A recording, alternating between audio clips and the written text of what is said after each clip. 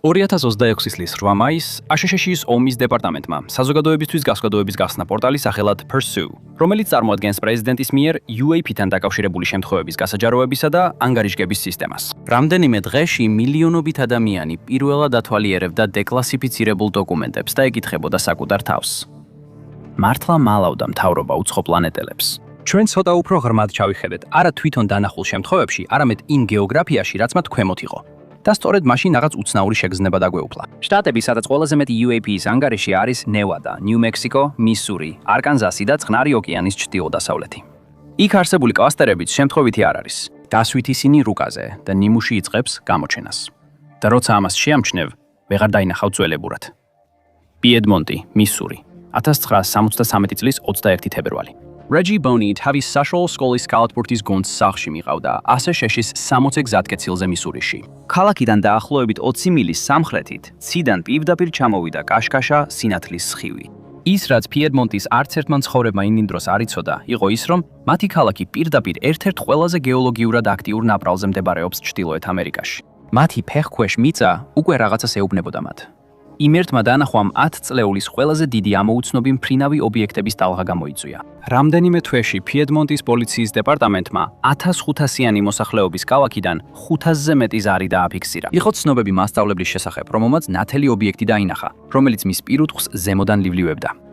მოულოდნელად პიედმონტი ქვეყნის ყველაზე განხილვად ქალაქად იქცა. მათ შორის ვინც იქ მიიზიდა, იყო დოქტორი ჰარლი რუტლიჯი, სამხრეთ-აღმოსავლეთ მისურის სახელმწიფო უნივერსიტეტის ფიზიკის დეპარტამენტის ხელმძღვანელი. 1973-დან 1980 წლამდე მან პროფესორები, კურსდამთავრებულები და პილოტი ოზარკის ქედებზე განათავსა უნივერსიტეტის დონის აპარატურით და 7 წლის განმავლობაში იქ არ დაუტოვებია. რაც მისმა გუნდმა აღმოაჩინა, უგულებელყოფა რთულია.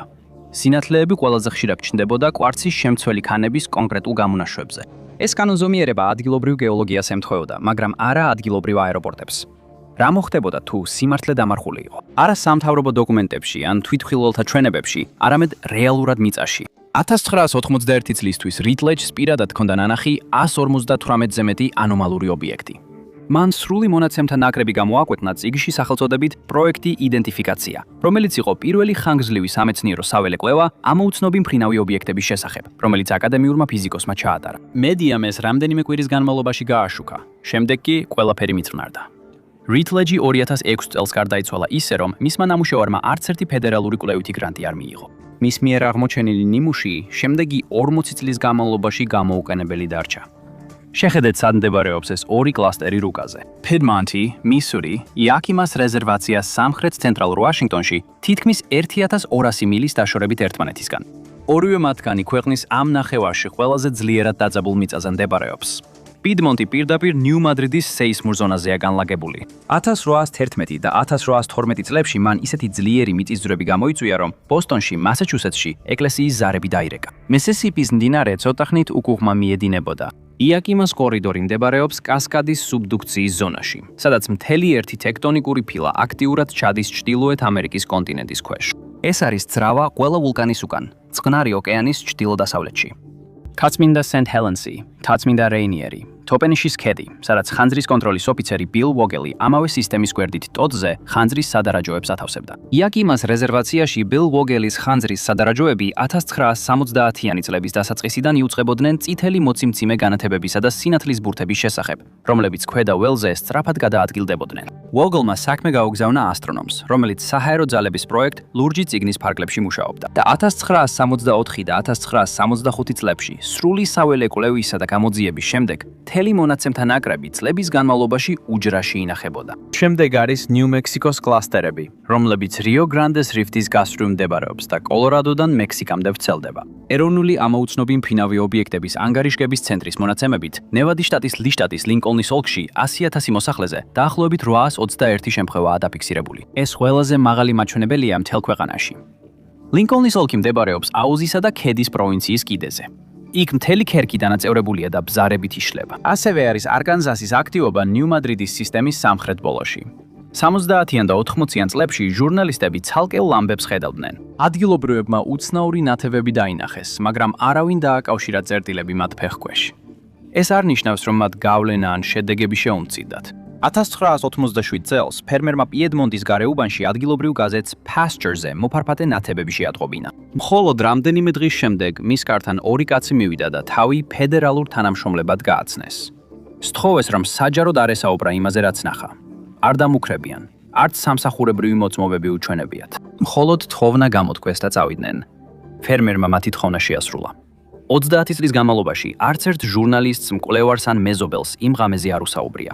ფედერალური თანამშრომლები არ ჩადიან მისურის სოფლებში იმისთვის, რომ დაადუმონ კაცი, რომელმაც გეოლოგიური მოვლენა ნახა.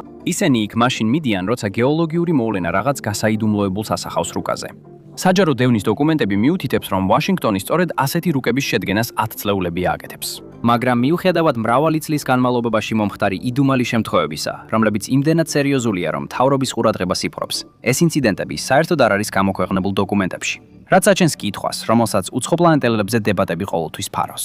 არა ის, რას ხედავდნენ ადამიანები, არამედ რატომ აინტერესებდა მთავრობას ეს იმდენად, რომ რუკაზე ასახა, გაასაიდუმლოა და შემდეგ 50 წელი ხარჯა იმაზე, რომ ცაში მყოფ ობიექტებზე ეთქვა ამბავი, ნაცვლად იმისა, რაც მათ ქვემოთ მიწაზე ხდებოდა. პასუხი მიწის ქვეშაა დამარხული. და იმ მეცნიერებაში, რომელიც ვაშინგტონმა უკვე 1980 წლისთვის თავადვე გამოიკვლია. ამ ცხელი წერტილების ჯგუფების ქვეშ სამი განსხვავებული გეოლოგიური პროცესი ისევ და ისევ მეორდება. არა შეთქმულების თეორიები, არამედ რეალურად გამოქვეყნებული მეცნიერება. 10 წლეულების განმავლობაში სხვა ქვეყნების მკვლევრები ღიად სწავლობდნენ. შეიძლებოდა თუ არა ამ პირობებს გამოეწვია უცნაური ატმოსფერული ნათებები. შეერთებულ შტატებში ეს თემა თითქმის არ შესულა საზოგადოებრივ ნარატივში. ყველაზე მნიშვნელოვანი ნაწილი შეიძლება იყოს რაღაც, რასაც პიეზოელექტრული განმუხტვა ეწოდება. ზოგიერთი ქვა, განსაკუთრებით კვარცით მდიდარი ქვა, წარმოქმნის ელექტროენერგიას, როდესაც ისინი ექვემდებარებიან ძლიერ წნევას. იგივე ეფექტი ამუშავებს ისეთ ნივთებს, როგორიცაა სიგარეტის სანთებელები და კვარცის საათები. ახლა წარმოიდგინეთ, რომ ეს მიწისქვეშ კონტინენტურ მასშტაბზე ხდება. ტექტონური წნევა იზრდება. ქვის ფენები ერთმანეთს ეჯახება და ელექტრული მუხტი ჰაერში გამოიყოფა.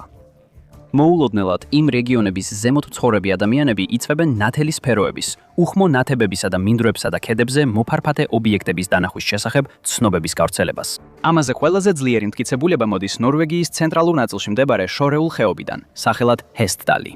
იქ მცხოვრები ადამიანები 1800-იანი წლებიდან უცნაური ნათებების შესახებ იუწყებოდნენ. 1980-იანი წლების დასაწყისში ჰესტდალში მცხოვრები ადამიანები თითქმის ყოველ ღამეს ხედავდნენ ნათებებს. ზოგჯერ კი კვირაში 20 ჯერაც. უზარმაზარი ნათელი სფეროები უხმოდეგიდა ხეობაზე. ზოგიერთი მხოლოდ რამდენიმე ფუტის სიგანის იყო. სხვები კი მანქანის ზომად აღწერდნენ.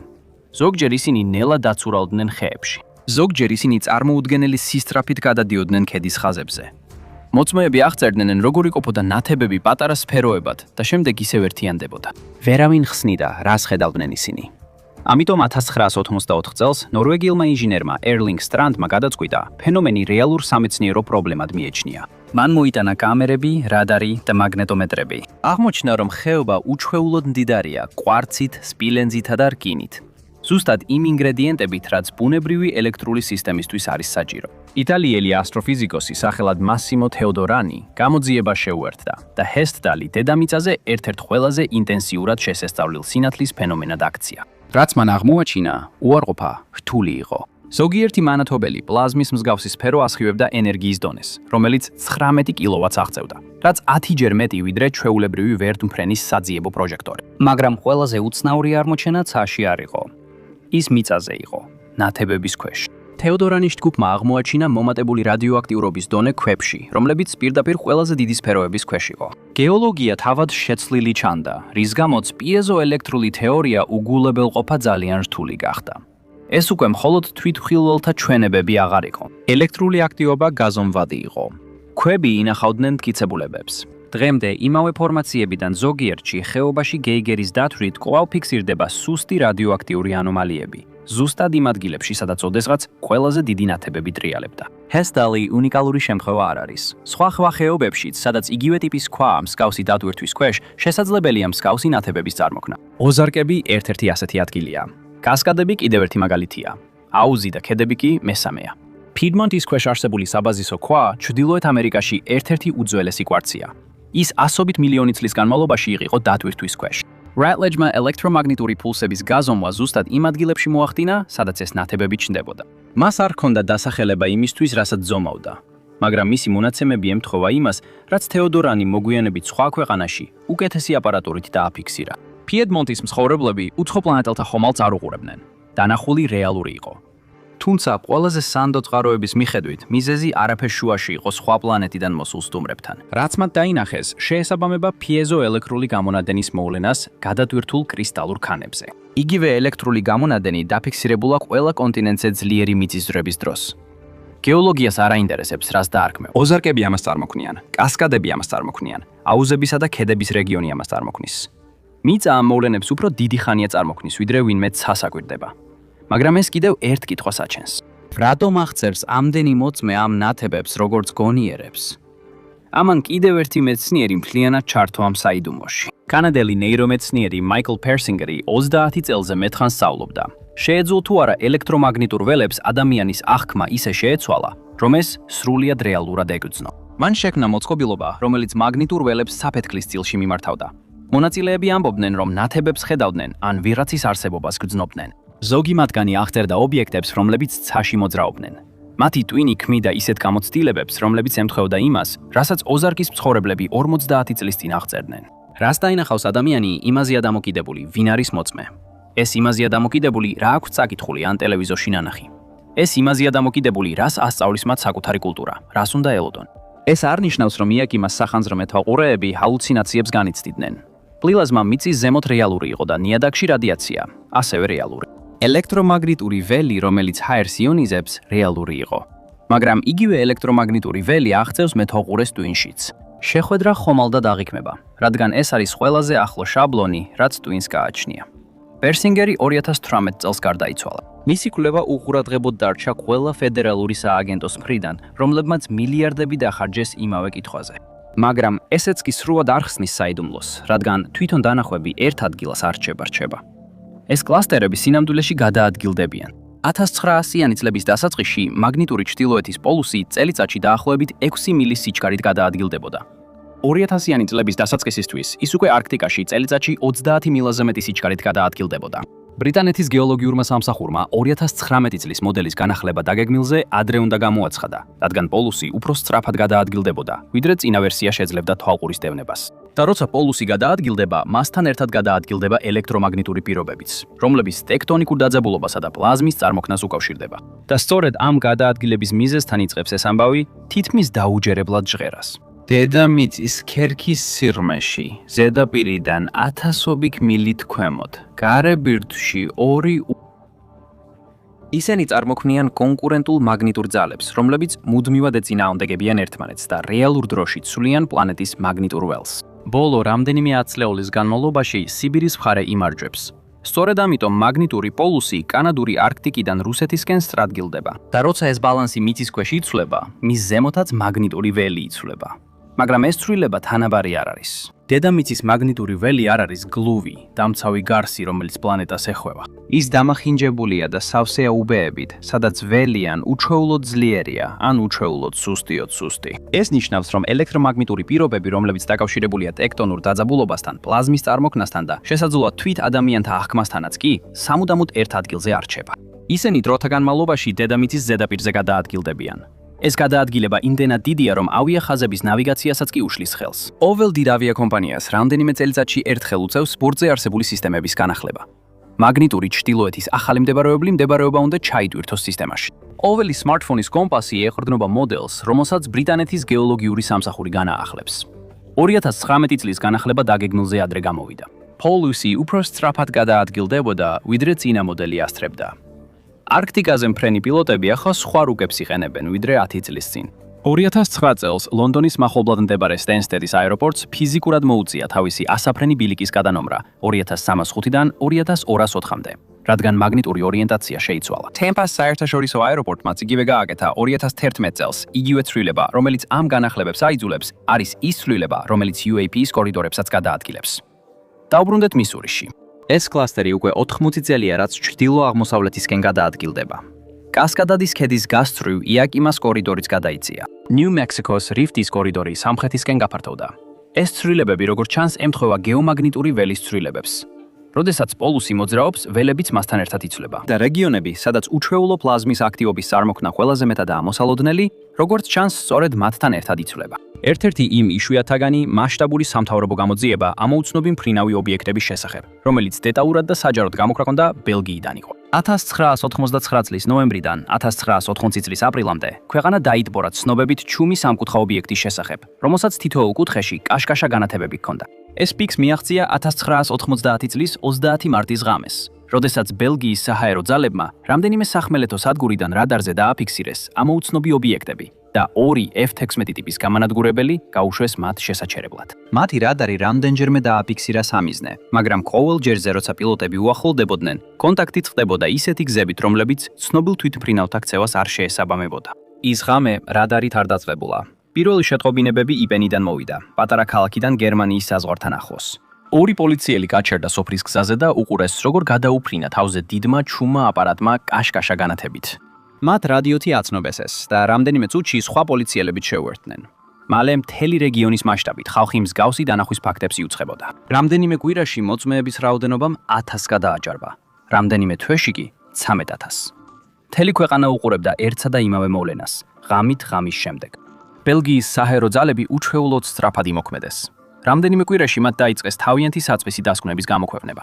რადარის მონაცემები იყო ის ნაწილი, რომელიც არაფერს ნაცნობს არ შეესაბამებოდა. რამდენიმე ტრეკზე ობიექტები, რამდენიმე წამში დაახლოებით 9000 ფუტიდან 5000 ფუტამდე ეცემოდნენ. სხვები აჩქარდებოდნენ და ნელდებოდნენ ისე, როგორც არც ერთი ცნობილი თვითმფრინავი ვერ შეძლებდა. არ იყო სონიკური ბუმი, არც ძრავის ხმა. სტელს ჯეტების, ამინდის ბუშტების და ატმოსფერული ხრიკების გამორიცხვის შემდეგ ბელგიის საჰაერო ძალებმა სამოქალაქო მკვლევრებთან ერთად იმუშავეს და რადარის ჩანაწერები გაავრცელეს.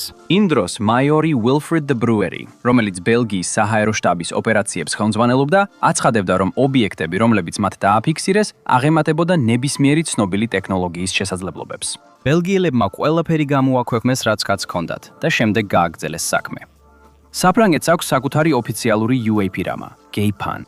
ის 1967 წლიდან ფუნქციონირებს და მისი საქმის მასალები 10 წლეულების განმავლობაში საჯაროდ ხელმისაწვდომი იყო. და როცა მათ ანგარიშებს რუკაზე ასახავ, რაღაც მუდმივი ჩანს. ისინი ჩნდებიან კონკრეტულ გეოლოგიურ რეგიონებში, Massif Central-ი, პროვანსის ალპები, პირენეების მთისწინეთი.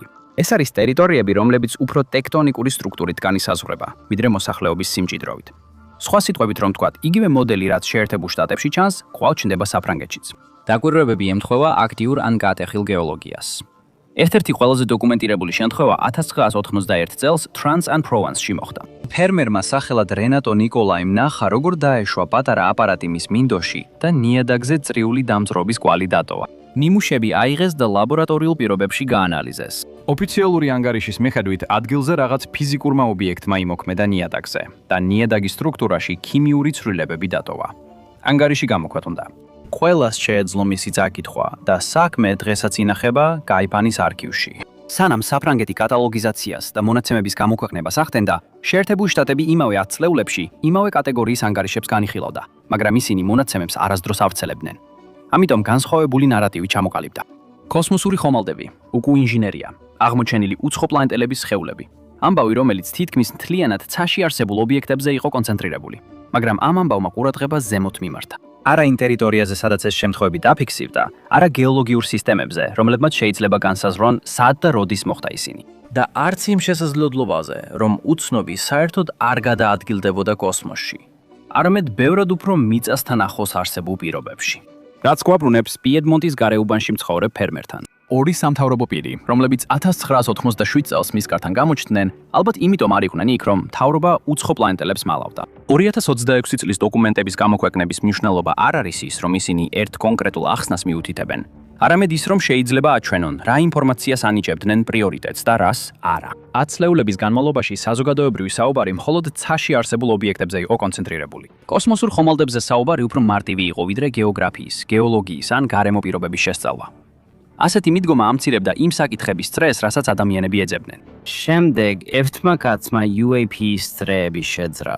2023 წლის ივლისში წარმომადგენელთა პალატის ქვეკომიტეტმა გამართა მოსმენა, რომელიც თანამედროვე ამერიკის ისტორიაში ყველაზე ფართოდ ნანახ UAP-ის მოსმენად იქცა. ყოფილმა საჰაერო ძალების სადაზვერვო ოფიცერმა დევიდ კრუშმა ფიცის ქვეშ მისცა ჩვენება. მან თქვა, რომ 14 წელი გაატარა აშერ-ქოშისის სადაზვერვო სამსახურში და დანიშნული იყო UAP-ის სამუშაო ჯგუფში, რომელიც მოგვიანებით გახდა ყველა დომენის ანომალიების გადაჭრის ოფისი, ანუ AARO. მან განაცხადა, რომ აშშ-ის მთავრობა 10 წლეულების განმავლობაში იძიებდა და პოულობდა უცნობ აპარატებს საიდუმლო პროგრამების მეშვეობით. მან ასევე ახსენა არაჰუმანური ბიოლოგიური მასალების შესახებ მტკიცებები, რომლებიც დაკავშირებულია აღმოჩენილ მასალებთან. ყველა მთავარ არხზე ამ თემაზე უწყვეტად გადიოდა სიუჟეტები. მისი სახელი ყველგან გაჩნდა 48 საათში. მასთან ერთად ჩვენება მისცა საზღვაო ავიაციის პენსიონერმა მფრინავმა დეივიდ ფრეივორმა. ფრეივორი იყო F-18 ესკადრილიის მეთაური, როდესაც მისმა ეკიპაჟმა 2004 წელს კალიფორნიის სანაპიროსთან ახლა უკვე ცნობილი ტიკ-ტაკის ობიექტი შენიშნა. კიდევ ერთმა მოწმე, რაიან გრევსმა, ჩვენებაში თქვა, რომ მისმა ესკადრილიამ 2014-დან 2015 წლამდე ვირჯინიის სანაპიროსთან კონტროლირებად საჰაერო სივრცეში თითქმის ყოველდღიურად აფიქსირებდა უცნობ ობიექტებს. პენტაგონმა უარყო, რომ გრუშის პროგრამა არსებობდა. ARO-მ მომდევნო წელს გამოაქვათმა ანგარიში. მასში უცხოპლანეტური ტექნოლოგიის არსებობის მტკიცებულება არ აღმოჩნდა. გრუშის ჩვენებასა და ოფიციალურ ჩანაწერს შორის არსებული სხვაობა საზოგადოებას ერთ დებატში ამყოფებდა. მალავდა თუ არა მთავრობა უცხოპლანეტელებს. მთელი დებატი უფრო მნიშვნელოვან კითხვას უგულებელყოფდა. ვაშინგტონზე ნამდვილი ზეწოლა საზღვარგარეთიდან მოდიოდა. 2024 წელს ჩინეთის კვლევები გეომაგნიტურ ანომალიებსა და კლდეებში სტრესით გამოწვეულ ელექტრულ ეფექტებზე ღიად გამოჩნდა რეცენზირებულ სამეცნიერო ჟურნალებში. ეს კვლევები დაკავშირებული იყო ისეთ ინსტიტუტებთან, როგორიცაა ჩინეთის მიწისძვრის ადმინისტრაცია და წამყვანი უნივერსიტეტები პეკინსა და შანხაიში. მკვლევრები მოდელირებდნენ, თუ როგორ შეუძლია ტექტონურ სტრესს ატმოსფეროში გაზომვადი ელექტრული და პლაზმური ეფექტების წარმოქმნა. ტერმინოლოგია და მეთოდები ძალიან გავდა კვლევის იმ მიმართულებებს, რომლებიც 10 წლეულობით ადრე შეისწავლეს შეერთებულ შტატებში, თუმცა არასდროს განხილულა სრულად საჯარო სამეცნიერო არხებში. პეკინის პერსპექტივიდან ეს საერთოდ არ იყო ამოუცნობი მფრინავი ობიექტების კვლევა. ეს იყო მიწისძვრის მეცნიერება. ეს იყო გეოლოგია. ამან მყისიერი სტრატეგიული პრობლემა შექმნა. როდესაც მოწინააღმდეგე იწყებს მსგავსი კვლევების გამოქვეყნებას ღია სამეცნიერო ლიტერატურაში, კლასიფიკაცია აღარ მუშაობს ისე, როგორც იყო განკუთვნილი. ვაშინგტონი აღარ იცავდა საიდუმლოს. უბრალოდ თავის კონკურენტზე უფრო ნელა იყენებდა იმ ინფორმაციას, რაც ორივე მხარეს უკვე ჰქონდა. ეს ნიშნავდა, რომ ცვლილებები უნდა მომხდარიყო. ARO დაარსდა 2022 წელს და შემდგომში გაფართოვდა თავდათვის კანონმდებლობის საფუძველზე 2024 და 2026 წლებში. საჯაროდ მისი მისია უცვლელი დარჩა. გამოეძიებინა დაუდგენელი ანომალური მოვლენები. შიდა დონეზე კი აქცენტი გადაიტანეს გარემოსა და სენსორების მონაცემებზე.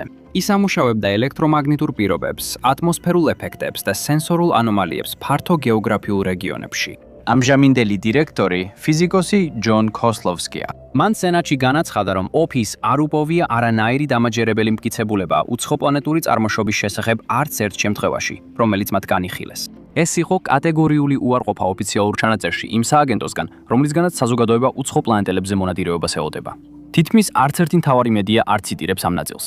ეს მართლაც მოსაწყენი ციტატა. უფრო თვალში საცემი ამბავი ყოველთვის იპყრობს ეთერს, ხოლო რეალური მუშაობა მის ფონზე გრძელდება. 2026 წლის თებერვალში პრეზიდენტის განკარგულებით გაიცა ბრძანება UAP-თან დაკავშირებული ჩანაწერების სრული გადახედვისა და გამოქვეყნების შესახებ.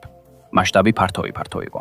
მასში შედიოდა ომის დეპარტამენტი, ეროვნული დაზვერვის დირექტორის ოფისი, NASA, FBI, ენერგეტიკის დეპარტამენტი და AARO. ფაილების დიდი ნაწილი საერთოდ არ ეხებოდა UAP-ებს. ისინი გარემოსთან იყო დაკავშირებული. კორიდორის რუკები, ელექტრომაგნიტური ფონის გაზომვები და გეომაგნიტური გადაფარვები, რომლებიც სენსორების მუშაობასა და გეოგრაფიულ ანომალიებს უკავშირდებოდა. ეს ყველაფერი კონგრესის ჩანაწერებში გამოჩნდა, მაგრამ ამის საჯარო გაშუქებას ძალიან ცოტა გაგრძელება მოჰყვა. პარალელურად განვითარება კი სხვაგან დაიწყო. 2025 წლისთვის ჩინეთის ჰიპერსონიკური იარაღის პროგრამებმა ოპერაციულ ზღვარს მიაღწია, ხოლო მიმართული ენერგიის სისტემებმა შეამცირეს სხვაობა აშშ-ის შესაძლებლობებთან. და როდესაც ეს სისტემები განვითარდა, სამხედრო დაგეგმვამ უფრო მეტი ყურადღება გაამახვილა გარემო პირობებზე, რომლებიც გავლენას ახდენს აღმოჩენასა და თვალყურის დევნებაზე. ეს მოიცავდა იმავე გეომაგნიტურ ანომალიების კორიდორებს, რომლებიც ადრინდელ ატმოსფერულ და სენსორულ კვლევებში იყო გამოვლენილი. რუსეთისა და ჩინეთის წვრთნები სულ უფრო მეტად ემთხვეოდა ამ რეგიონებს. ეს აუცილებლად განზრახ არ ხდებოდა, არამედ იმიტომ, რომ ეს კორიდორები ასევე ემთხვევა გლობალური ნავიგაციისა და მართვისა და კონტროლის სისტემების მნიშვნელოვან სენსიტიურ წერტილებს. დასავლეთ ამერიკის შეერთებულ შტატებში რაკეტსაწინააღმდეგო თავდაცვის სარადარო მასივებმა აუხსნელი დარღვევების დაფიქსირება დაიწყეს. სამოქალაქო მკვლევრებმა დამოუკიდებელ მონაცემთა ნაკრებებში ანალოგიური ანომალიები იმავე დროს დააფიქსირეს. 2026 წლის დასაწყისისთვის EROS აქტიურ საქმის სისტემაში 2000-ზე მეტი ანგარიში ჰქონდა. ამ ეტაპზე საქმე მხოლოდ ანომალიურ მონაცემებს აღარ ეხებოდა. საუბარი იყო იმაზე, შეიძლებოდა თუ არა იგივე გარემო პირობებს, რომლებიც სენსორებზე მოქმედებდა, ინფრასტრუქტურის რისკიც გამოეწვია. 1999 წლის მარტში ერთმა გეომაგნიტურმა შტორმმა ჰიდროკვებეკის მთელი ელექტროქსელი ჩამოშავა. მხოლოდ 90 წამი დასჭირდა, მაგრამ ელექტროენერგიის გათიშვა 9 საათს გაგრძელდა. 6 მილიონ ადამიანს აღმოსავლეთ კანადაში ელექტროენერგია გაუწყდა. მიზეზი გახდა კორონალური მასის ამოფრქვევა, რომელიც 2 დღით ადრე მზიდან გამოვიდა. იმ ღამით ავრორა იმდენად ძლიერად ჩანდა, რომ სამხრეთით ფლორიდასა და კუბამდეც კი იყო ხილული. პროცესი, რომელმაც ის ენერგოსისტემა ჩამოაგდო, იგივე პროცესია, რომელიც მცირე მასშტაბებზე UAP-ის კორიდორის აქტივობას იწვევს. როდესაც დედამიწის მაგნიტური ველი ირღვევა, ის ელექტრულ დენებს მიწაში უშვებს. ეს დენები შემდეგ გადის გრძელ გამტარ სისტემებში, როგორიცაა გადამცემი ხაზები, სადაც მასშტაბურად შეუძლიათ ტრანსფორმატორების გადატვირთვა. Critical შემთხვევებში ზიანი მხოლოდ წამიერი არ არის. მაღალი ძაბვის ტრანსფორმატორები შეიძლება მთლიანად განადგურდეს, ხოლო მათი შეცვლა წლები შეიძლება გაგრძელდეს მათი ზომისა და წარმოების შეზღუდვების გამო. ამავე დროს თავდათვისა და დაზვერვის სისტემები მუშაობენ იმავე ნედლ მონაცემებზე, როდესაც ცდილობენ ახსნან ანომალიური მაჩვენებლები. მონაცემები დიდად არ განსხვავდება, მაგრამ მათი ინტერპრეტაცია ნამდვილად განსხვავებულია. ნატოს პარტნიორი დაზვერვის სამსახურებმა დაიწყეს უფრო დეტალურად შესწავლა თავიანთი ისტორიული UAP შემთხვევების, იმავე დროს, როცა ვაშინგტონი აპირებს თავისი დოკუმენტების გამოქვეყნებას. დიდ ბრიტანეთში ეს მოიცავს 1980 წლის რენდლეშემის ტყის ინციდენტის ხელახალ შეფასებას, რომელიც ევროპაში ერთ-ერთ ყველაზე გამოკვლეულ სამხედრო შემთხვევად ითვლება. ეს ეხება აშშ-ის საჰაერო ძალების პერსონალს, რომელიც RAF Bentwater-ში იყო განთავსებული და რომელმაც რამდენიმე ღამის განმავლობაში ბაზასთან ახლოს ხეებში მოძრავი უცნაური ნათებები დააფიქსირა. ბაზის მოადგილე კომანდირი Charles Holte მოვლენას მაშინვე იწერდა. აღწერდა ნათელ ობიექტებს, რომლებიც ტყეში და მის გარშემო მოძრაობდნენ. ასევე უცნაურ ინსტრუმენტულ მაჩვენებლებს ადგილზე. საკითხი მხოლოდ ის არ არის, რა იყო მოხსენებული, არამედ ის, რომ ამ ძველ შემთხვევებს ოფიციალურ არხებში 10 წლეულების შედარებითი სიჩუმის შემდეგ კვლავ უბრუნდებიან. ეს ყველაფერი ამერიკელ კოლეგებთან კოორდინაციაში ხდება. ეს მიუთითებს მოკავშირეთა ერთობლივ ნაბიჯზე და არა მხოლოდ ერთი ქვეყნის გადაწყვეტილებაზე. შეერთებულ შტატებში ომის მდივანმა Pete Hegsethმა საჯაროდ დაადასტურა მხარდაჭერა პრეზიდენტის განკარგულების შესრულებისადმი, რომელიც ითვალისწინებს UAP-თან დაკავშირებული ჩიჩანაწერების გამოქვეყნებას. ამასობაში იაპონიამ 2026 წელს დაადასტურა, რომ ფლობს საკუთარ UAP არქივს, მათ შორის ვიდეო ჩანაწერებსაც. და დაიწყო შეზღუდული საჯარო გამჟღავნების მომზადება ეროვნული უსაფრთხოების შეზღუდვების ფარგლებში. მოკავშირე მთავრობები ერთობლივად მოქმედებენ. ეს გამოქვეყნება ნაკლებად გავს მხოლოდ ამერიკულ პოლიტიკურ მოვლენას. ეს უფრო გავს სინქრონიზებულ გადატვირთვას მთელი ნატოს სადაზვერო საზოგადოების მასშტაბით. თუ 2024-დან 26 წლამდე დაფიქსირებულ აქტივობას დააკვირდებით, გარკვეული რეგიონები მუდმივად ჩნდება. აღმოსავლეთ ნიუ-მექსიკოში ეს კლასტერი ქმნის პირობით სამკუთხედს, როზუელის, სოკოროსა და უაით სენდსის სარაკეტო პოლიგონს შორის. ამ სამკუთხედის ერთ-ერთი კუთხე, სოკორო, უკვე აშშ-ის ამოუცნობი მფრინავი ობიექტების ისტორიის ნაწილია. 1964 წელს სოკოროს პოლიციის ოფიცერმა ლონი ზამორამ განაცხადა, რომ მან აროიოში აპარატი დაინახა, როცა როგორც ეგონა, ჩვეულებრივ გამოძახებაზე რეაგირებდა. მან აღწერა პატარა კვერცხის ფორმის ობიექტი. მის სიახლოვეს თეთრ კომბინეზონებში ჩაცმული ორი ფიგურა და სწრაფი ვერტიკალური აფრენა, როცა ის მიწას მოსთხოვა. შემდგომში საქმე განიხილა პროექტმა ლურჯი წიგნი და ის დღემდე რჩება ერთ-ერთ ყველაზე ხშირად მოხსენიებულ მაღალი სანდოობის შემთხვევად. ამავე ზოგად კორიდორში დღესაც ჩნდება მოხსენებები, ხშენებები, ხშირად მსგავსი უდაბნოს მონაკვეთებიდან. როზველი მისგან ოდნავ ჩრდილოეთით მდებარეობს. ეხლა ქალაქი ამ მითოლოგიის გარშემო აშენდა, მაგრამ მოხსენებების რეგიონი ბევრად უფრო დიდია, ვიდრე ხალხს გონია. გარშემო მდებარე ოლქი ქვავად აწარმოებს ახალ დანახვებს, რომელთა უმეტესობა ადგილობრივი წყაროებით არ ქვეყნდება. როსუელის ქვეშ არსებული გეოლოგიური საფუძველი იგივე დაძაბული კრისტალური ქანია, რომელმაც ოზარგის აქტივობა გამოიწვია. ეს ნათებები ჩნდება იმიტომ, რომ მიწა თავად წარმოქმნის მათ. უფრო დასავლეთით Puget Sound-ის რეგიონში აქტივობა 2024 და 2025 წლებში გაიზარდა, რამაც პერიოდული რეგიონული მედიის ყურადღება მიიპყრო. ხილვების შესახებ იტყობინებოდნენ კორიდორზე, რომელიც გადის კასკადის ქედის დასავლეთ კალთებთან ახლოს და შიდა ველებიდან სანაპიროსკენ მიემართება. ის პარალელურად მდებარეობს იმავე სუბდუქციური ზონის გეოლოგიასთან, რომელმაც სტოპენიშის მოვლენები 50 წლით ადრე გამოიწვია. იგივე კანონზომიერებები შეინიშნებოდა ჩრდილოეთ არკანზასში 2024 და 2025 წლებში, ოზარკის პლატოს კორიდორში. ეს არის რეგიონი, რომელიც ხასიათდება შეკუმშული დანალექი ფენებითა და ძველი მაგმური წარმონაქმნებით, რომლებიც გრძელვადიანი ტექტონური სტრესის ქვეშ იმყოფება. ანგარიშები ძირითადად მოდის საქონლის ფერმერებისგან, მონადირეებისგან და ბაფალოს მდინარის კიდებისგან. ისინი ყველა არიან ადამიანები, რომლებიც კარგად იცნობენ ღამის ცას და ადგილობრივი ფრენების ჩვეულ სქემებს. დროთა განმავლობაში დაფიქსირებული აქტივობის ცენტრი ოდნავ სამხრეთით და აღმოსავლეთით მდებარეობს იმ ადრეული ჯგუფისგან, რომელიც 1970-იანი წლების ხილობთან იყო დაკავშირებული ამ რეგიონში. ნევადის კორიდორში აქტივობა უფრო დეტალურად არის დოკუმენტირებული. 2025 წლის ივლისიდან დეკემბრამდე რამდენიმე მოწმე იტყობინებოდა ნათელი სფეროების ფორმირებების შესახებ ნელისის საჰაერო ძალების ბაზის ფართო სასწავლო არეალში. ზოგიერთი მოწმე იყო არამორიგე სამხედრო პერსონალი, რომელიც ადგილობრივ ფრენების ოპერაციებს იცნობდა. Enigma Labs-ის მონაცემთა ბაზამ დაადასტურა ვიდეო ჩანაწერი 3 მოციმციმე სფეროს შესახებ, რომლებიც ფორმაციაში გადაადგილდებოდნენ ნელისის თავზე 2024 წლის 16 აპრილს. 2025 წლისთვის ნევადის მონაცემთა ნაკრებს 2023 წლიდან რამდენიმე ასეული დაფიქსირებული და გადახედული შემთხვევა ჰქონდა დაგროვებული, რაც მას ბოლო წლებში შეერთებულ შტატებში ერთ-ერთ ყველაზე ინტენსიურად ანგარიშგებულ რეგიონად აქცევდა. ესენი ცალკეული ისტორიები არ არის. ეს ერთი და იგივე ისტორიაა, რომელიც სხვადასხვა იდენტურ გეოლოგიურ უბნებზე მეორდება. ყველა მათგანი შეადარე გამოქვეყნებულ გეოლოგიურ ღვეღვეობის მონაცემებს. შეადარე ისინი გეომაგნიტური ინტენსივობის ფენებს და ერთი რუკა გამოვა. ეს ის რუკაა, რომელსაც ვაშინგტონი ნახევარი საუკუნეა ინახავს. Pentagon-ს პირველი გამოქვეყნება მოიცავდა 161 ფაილს, რომელთა უმეტესობა ძლიერ დაცენზურებული იყო. გამოქვეყნება კოორდინირებული იყო რამდენიმე სააგენტოს შორის, მაგრამ როგორც კი ანალიტიკოსებმა არქივის დალაგება დაიწყეს, მასის სტრუქტურა უფრო საინტერესო გახდა ვიდრე რომელიმე ცალკეული დოკუმენტი. არსებობდა არა ერთი კატეგორიის მტკიცებულება, არამედ ფენები. ძველი NASA-ს გამოსახულებირებები, რომლებშიც იყო გადაუჭრელი ვიზუალური ანომალიები, რომლებსაც სააგენტო ოფიციალურად არასდროს უხსნიდა. ასტრონავტების დებრიფინგის ჩანაწერები, რომლებიც აღწერდა ამოუცნობი სინათლის ფენომენებს აპოლოს ეპოქის მისიების დროს და უფრო თანამედროვე სამხედრო სენსორების ჩანაწერები, სადაც დაფიქსირებული იყო ჰაერში მოძრავი ობიექტები ინფრაწითელში, რომლებიც არასდროს ემთხვეოდა ცნობილ თვითმფრინავებს ან ატმოსფერულ ეფექტებს. სხვა სიტყვებით რომ ვთქვათ, ეს ფაილები ერთ ისტორიას არკვებოდა. ისინი ერთსა და იმავე ტიპის დაკვირვებას იმეორებდნენ სხვადასხვა ეპოქებსა და სისტემებში. შემდეგ პირველივე კვირაში რიცხვი შეიცვალა. 161 ფაილი 158 გახდა. ომის დეპარტამენტს არ გაუკეთებია საჯარო განცხადება იმის შესახებ, რა მოიღეს ან რატომ. ცალკე აღებული ეს ადმინისტრაციულ შესწორებად გამოიყურება. გეოფიზიკური კონტექსტთან ერთად განხილვისას, ეს მიუთითებს, რომ გამოქვეყნებულია მხოლოდ მცირე ნაწილი უფრო ხანგრძლივი ჩანაწერებიდან, რომლებიც დაკავშირებულია გეოგრაფიულ კორიდორებთან, სადაც ანგარიშები განმეორებით კონცენტრირდება.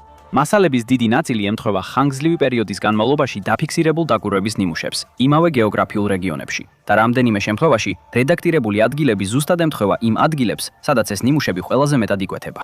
დროის შერჩევაც აღსანიშნავია.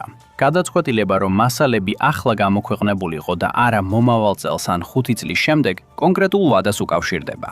2025 წლის მსოფლიო მაგნიტური მოდელი 5 წლის განმავლობაში იქნება აქტუალური.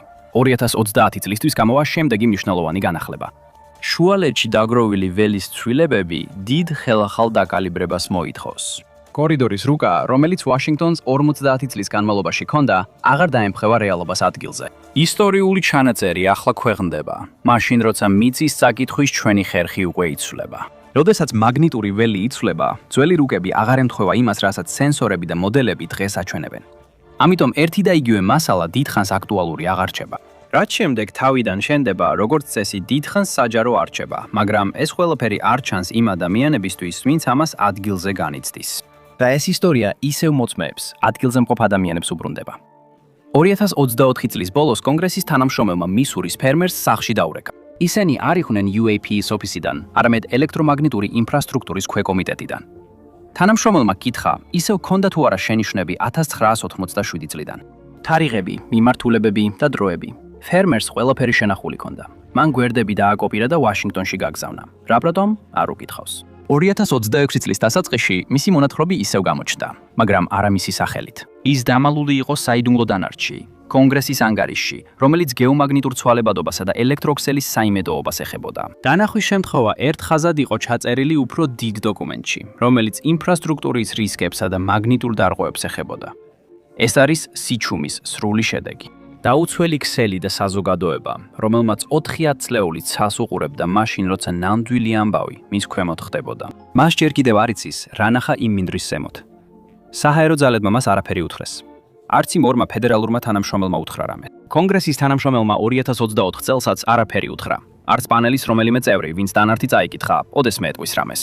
მისი ფერმისკენ მიმავალი გზა ისევ იქაა. ფერდობზე ამოსული ფიჭვები და ქვაც, რომელიც ქვეშაა, ისევ იქაა. მუდმივი ზეწოლის ქვეშ. სინათლეები ისევ ბრუნდება. ყოველ რამდენიმე წელიწადში იმავე ქედებზე, სადაც რუტლეჯმა 1973 წელს კამერები დააბენა. ადგილობრივები გაზეთს აღარ ურეკავენ.